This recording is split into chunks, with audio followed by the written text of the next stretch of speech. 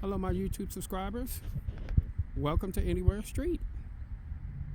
Anywhere that you like it to be. Anywhere where you feel comfortable. But be careful with this kind of street. It's the kind of street that'll make you so comfortable that you don't even realize what's around you.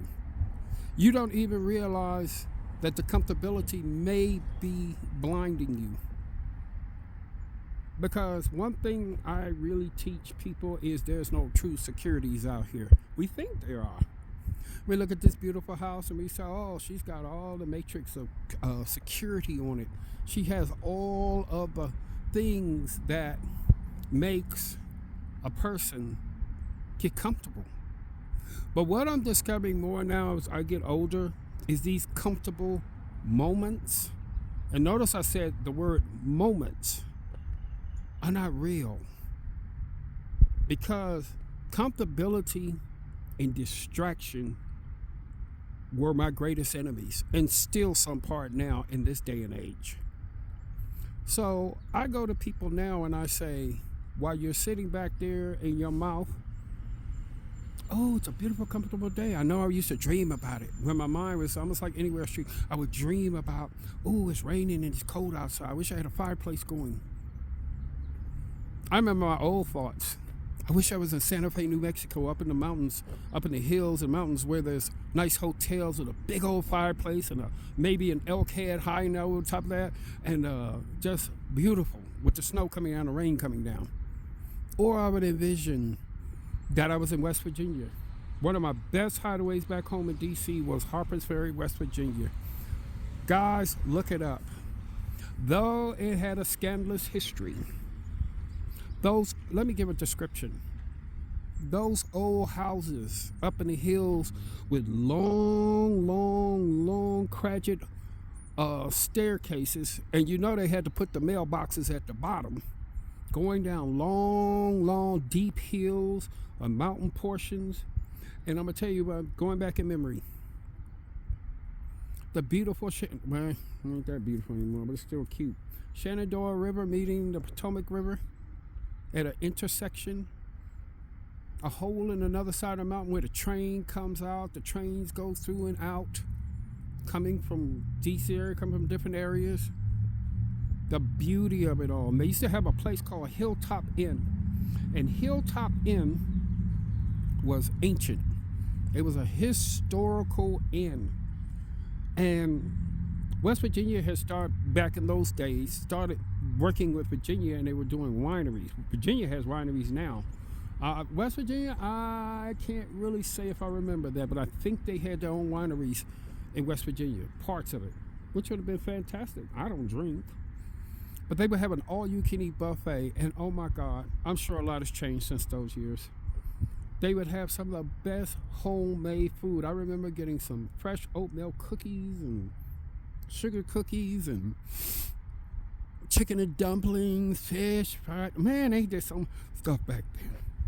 But the way this world is now, it's nothing like that anymore.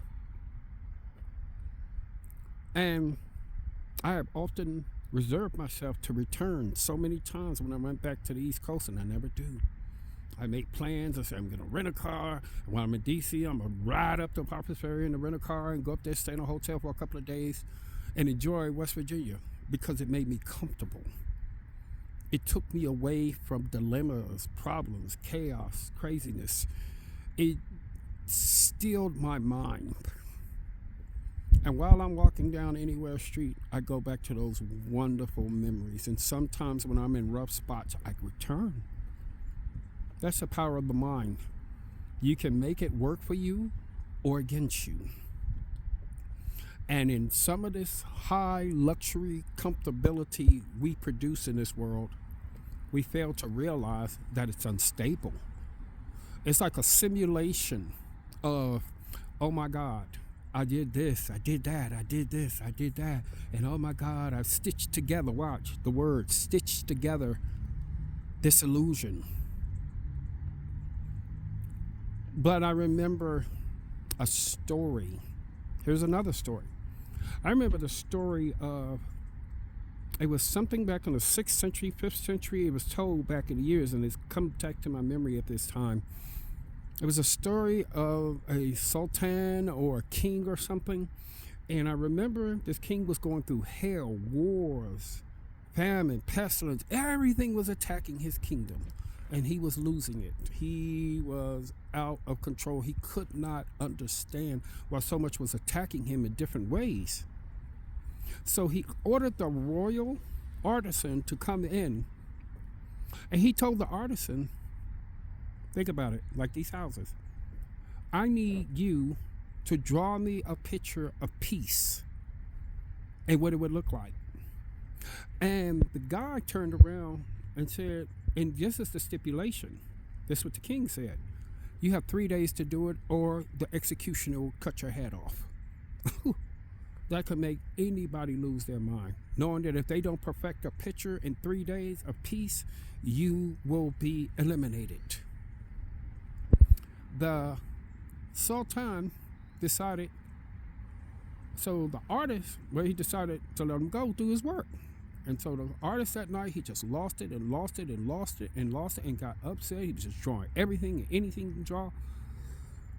So the next day when he came in, day one, with the picture, the king looked at it and it was a beautiful gardens, beautiful things, beautiful stuff. And the sultan looked at him, shook his head and said, that's beautiful, but that's not the piece. He said, you got 2 more days. So the candidate rose up and said, I got 2 more days. So he went in there and drew another perfect picture, beautiful pictures. This one had waterfalls. It had everything in it, even more. Took back second time. King looked at it again, beautiful picture, but not what I want. He said, got 1 more day left.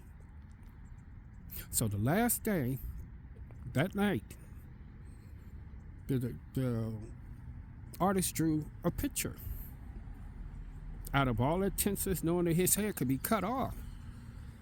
And he said, he took it there, and the royal executioner was right by the king, looking at him. He was ready.